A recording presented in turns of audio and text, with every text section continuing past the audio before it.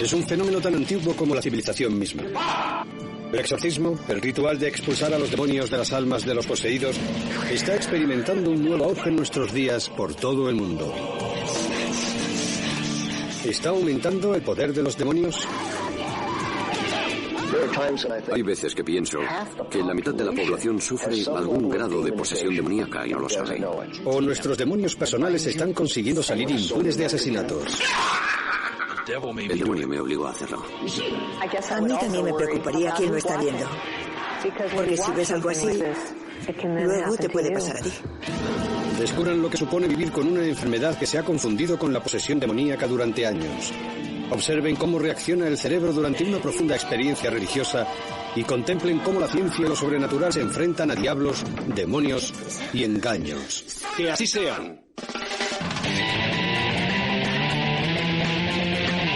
Revelaciones. Exorcismo.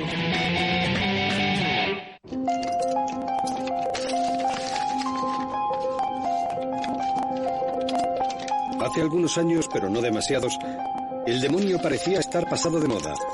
Un concepto algo chocante, muy lejos de ser un ente malvado que se entromete en las vidas de las personas.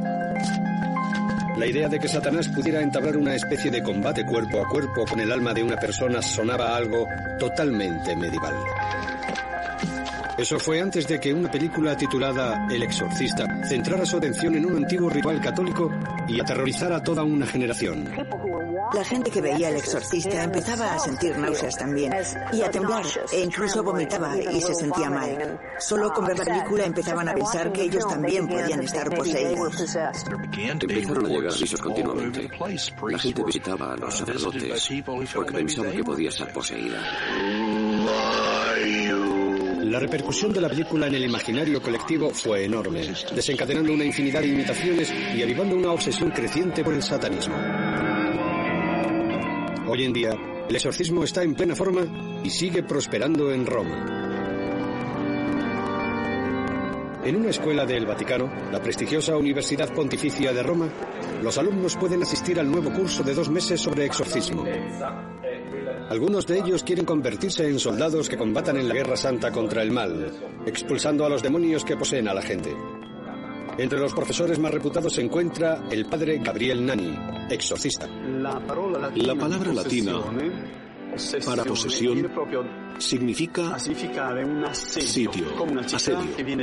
Una ciudad rodeada por un ejército. La persona sería la ciudad, el centro de la ciudad, la voluntad o el alma de la persona. Los demonios parecen destruir sistemáticamente todas las defensas de esa persona y controlan su voluntad.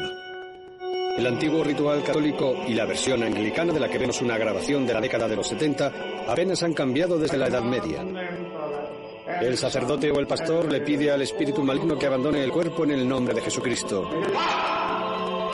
Pero no interactúa con el demonio de ninguna otra forma. Te desafío en nombre del Señor. Algo muy diferente a esto. Esta es la casa del Señor. Es propiedad del Señor. Son los fieles del Señor. No tienes derecho a estar aquí. Deja a esta gente en paz. Bienvenidos a uno de los multitudinarios seminarios sobre exorcismo de Bob Larson. Lo suyo es enfrentarse con el diablo cara a cara. Vamos a luchar contra el rechazo, el abandono. Larson es una figura polémica incluso entre los cristianos de los movimientos carismáticos y lleva 30 años practicando exorcismos. Una pareja, un amigo, un padre, un familiar que no se haya preocupado por vosotros como debería. Voy a enfrentarme a ti por lo que le has hecho a este hombre. Hay veces que pienso que la mitad de la población sufre algún grado de posesión demoníaca y no lo sabe. Estamos protegidos por el pacto de sangre original. ¿Me oyes, Satanás? Esta noche Larson está realizando un seminario en Pasadena, California. Ve demonios alimentándose de las debilidades humanas y acechando tras los ojos de los abatidos, los afligidos, los iracundos y los desorientados. La verdad es que a veces los demonios sois un poco torpes y os delatáis. Ahora sabemos que hay un espíritu maligno del que tenemos que deshacernos. La mayoría de los demonios se manifiestan a través del sufrimiento humano. Hay demonios asesinos, de ira, rechazo, furia y venganza. Las personas entierran sus sentimientos más profundos. No los sacarán y ahí empieza a crecer y crecer. Jezabel, no tienes agallas para mirar a un hombre, Dios mío. No quiero mirarte. Mírame. No quiero mirarte. Abre los ojos, te lo ordeno en nombre de Cristo. Lo importante en un exorcismo no es que la gente cree por las películas. No se trata de llegar a echar un poco de agua bendita, sacar un crucifijo y gritar ¡fuera! Hay que llegar a esta parte herida y furiosa de la persona y ayudarle a resolver ese problema para que el demonio ya no tenga dónde agarrarse. Jezabel, ella no te quiere, vete, te lo estoy pidiendo, vamos, díselo. Decidle estas cosas, ¿dónde se pueden ir? ¡Fuera, fuera, fuera! ¡Fuera! ¡Fuera! ¡Fuera! ¡Fuera! ¡Fuera! ¡Fuera! ¡Fuera! ¡Fuera! No voy por ahí hablando con los demonios. Los interrogo cuando estoy practicando un exorcismo. Yo no hablaría con uno fuera de ese momento. Pero cuando estás haciendo un exorcismo, hay un punto en el que dejas hablar para obtener la información que necesitas para conseguir exorcizarlo. Los últimos 30 años, Larson asegura haber exorcizado más de 6.000 demonios. ¡Sal ahora mismo en el nombre de Dios! ¡Suéltala! Imparte una media de más de 20 seminarios al mes y ha dado conferencias en 80 países. Salid. Demonios, salid. Heidi Lina lleva más de un año asistiendo a estos seminarios. Asegura que los demonios la atormentan desde que era una niña. Yo te libero.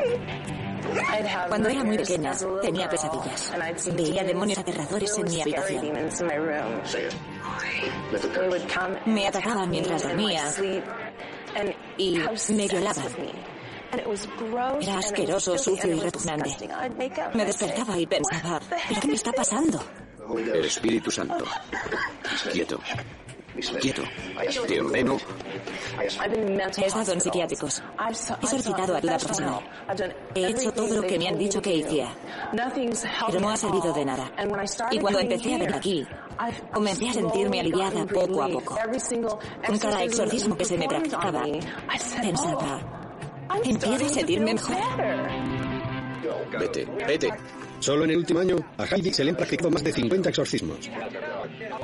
Para los escépticos, el diálogo entre Heidi y Bob parece más bien otra cosa. Un espectáculo de hipnosis en el que una serie de personas sugestionables representan lo que un líder carismático les pide. Si cuentas con alguien tan sugestionable que puede llegar a pensar que está poseído, el resto es casi automático. Se dedican a actuar, a representar un papel. Pueden poner una voz gutural o mascullar unas frases que parecen un idioma desconocido, o temblar y convulsionarse. ¡Sal en nombre de Dios! Tirarse al suelo, patear y retorcerse. Pueden hacer muchas cosas con las que puede parecer que están poseídos, pero no es así. No. Tiene una vila, un micrófono, unos focos, varios ayudantes y otras personas ya han sido exorcizadas.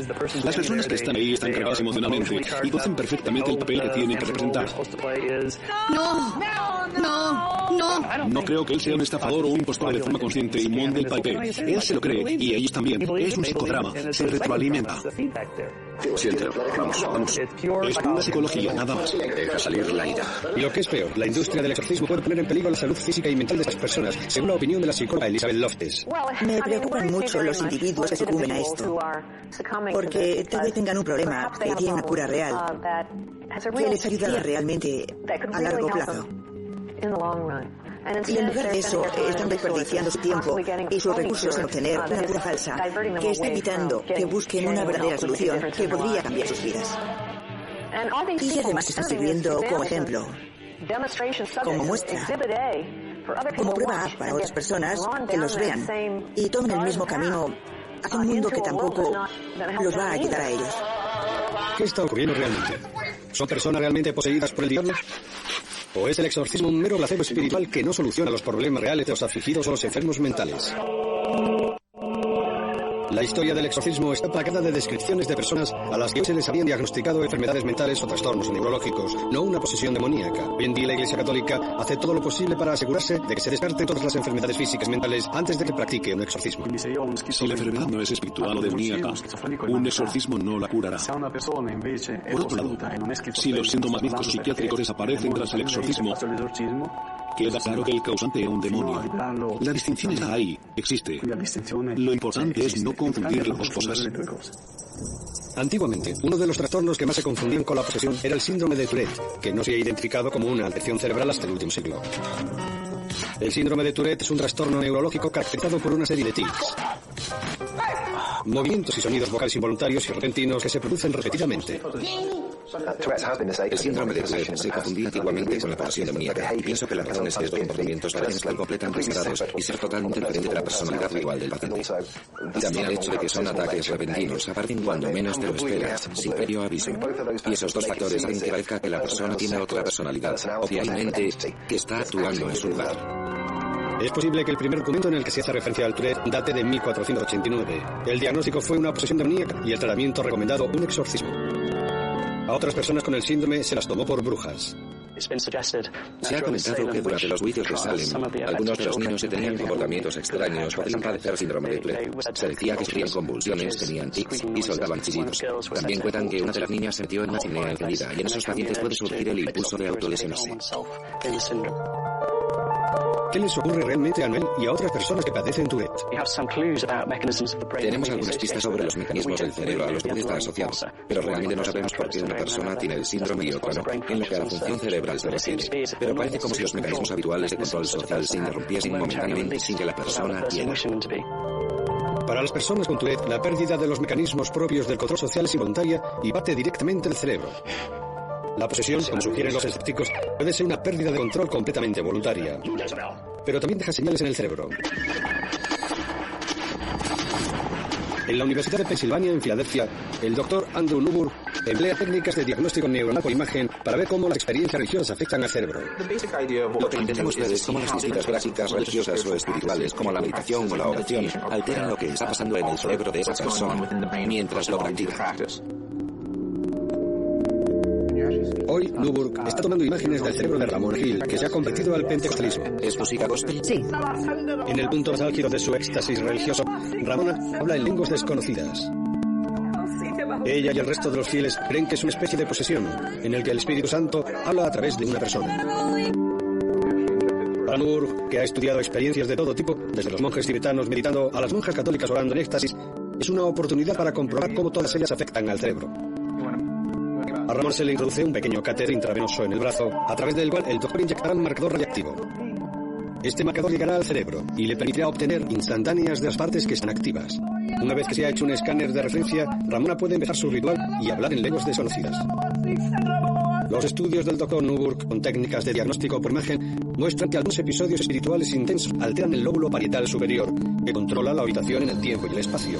Durante la meditación o la oración, la información sensorial que llega a esta zona se bloquea. Eso es, en efecto, lo que le ocurre a Ramona. Cuando observamos este fenómeno de hablar en lenguas desconocidas, una de las cosas que vemos es que se trata de un acto ritual. Se pierde el sentido de uno mismo. En cierta medida, el espíritu divino se apodera de la identidad. Así que para el individuo no es una experiencia completamente diferente a una posesión, en el sentido de que pierde el sentido de sí mismo y se siente invadido o dominado por algo o alguien. Newburgh todavía no ha estudiado a ninguna persona supuestamente poseída por un demonio, pero sospecha que es muy probable que la experiencia sumamente ritualizada y rítmica de exorcismo provoque alteraciones similares en el cerebro.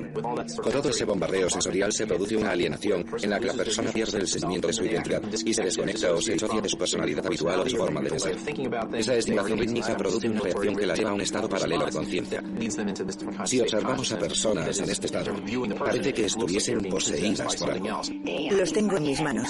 Tengo a toda la nación en mis manos. Así que la experiencia de la posesión puede parecer real, aunque los demonios no lo sean. Voy a ir a por el demonio, por lo que hizo con mi vida. El exorcismo puede parecer una forma inofensiva de autoayuda, pero algunos psicólogos aseguran que hay muchos motivos para preocuparse. Dicen que puede desencadenar enfermedades mentales e incluso matarlo. Bollason insiste en que en los miles de exorcismos que ha practicado solo se han producido algunos cardenales o añazos. Pero en las últimas décadas, los exorcismos han causado un alarmante número de heridas y muertes. Aparentemente porque se tiene la idea de que se puede expulsar a los demonios mediante la tortura. Se dice que ha habido exorcistas que han sacado los ojos e introducido crucifijos por la nariz o las gargantas de los poseídos. Los han golpeado, metido en hornos, estrangulado y asfixiado, con el supuesto objetivo de librarse de los demonios. Si repaso mentalmente las 3 décadas que llevo practicando exorcismos, miles y miles y miles de ellos, Nunca he visto que a nadie se le hayan producido heridas irreversibles. Es cierto que a veces tenemos que sujetar a una persona y en ese momento puede hacerse arañazos o cardenales mientras la sujetamos para que no se haga daño a sí misma. Es lo más que puede pasar, algo temporal, pero nunca daños permanentes porque sencillamente no lo consentiríamos. Es extremadamente raro que se produzcan muertes en los exorcismos, pero los psicólogos y los médicos insisten en que hay otro tipo de heridas mucho más profundas, las psicógicas. La doctora Elizabeth Loftus es una psicóloga cognitiva especializada en recuerdos falsos. Estudio tras estudio ha conseguido algo increíble, que algunas personas recuerden experiencias que nunca han tenido y por lo tanto estén convencidas de cosas sobre sí mismas que no son ciertas. Éramos un grupo de psicólogos que queríamos ir más allá, ver si se podía introducir un recuerdo totalmente falso. Éramos una forma de hacer creer a la gente que cuando tenían unos 6 años se perdió en un centro comercial. Estaba asustado, llorando. Lo que hicimos fue decirles que habíamos hablado con su madre, su padre o sus hermanos y habíamos descubierto que de pequeño le había pasado algo y queríamos ver lo que podía recordar acerca del incidente. En el estudio comprobamos que aproximadamente una cuarta parte de las personas del estudio, adultos normales, se dejó llevar por la sugestión y empezó a recordar todo o parte de esa experiencia inventada de haberse perdido en un centro comercial. En otro estudio en el que colaboré, queríamos ver si podíamos crear un recuerdo o una creencia en algo bastante inverosímil. Así que hicimos que creyeran que habían presenciado una posesión demoníaca cuando eran niños.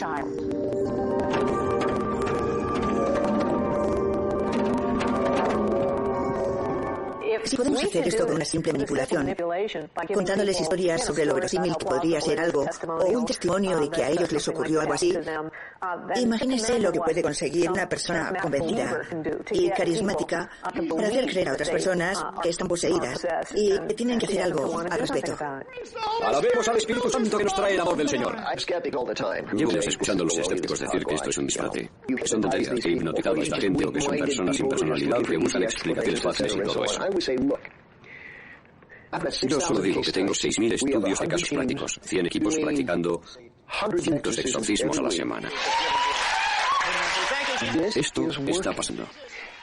Y sea lo que sea, incluso aunque no creas en ello,